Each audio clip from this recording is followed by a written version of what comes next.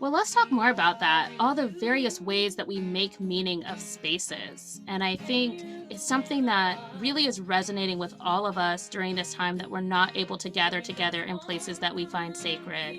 And one thing that I was talking about on a previous episode, which you'll get to hear with Reverend Melanie Jones and Reverend Lisa James, is we were talking about Alice Walker womanism and this idea that God is found everywhere, not just in our spaces that we've called sacred, but that the sacred is all around us. And what you're telling me is that in Israel, that's just part of the culture, that it feels like the sacred is everywhere.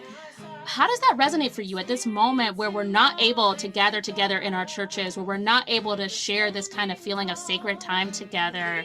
What do we learn from Israel? What do we learn from Jesus's triumphant entry during this time? So it's a really great question, and it has been difficult for me. I mean, my church right now, so much of our history is tied to being able to gather together in our worship space. Our congregation is 116 years old. No, 126. I'm sorry. This year, our building has been there since the early 1920s. It's in on the University of Chicago's campus, basically. You can walk right across the street into the quad there at U Chicago. For a lot of our congregants, they're older folks who have family members buried there in the garden, who have, so many memories that they've had there. And it is difficult to be away from that.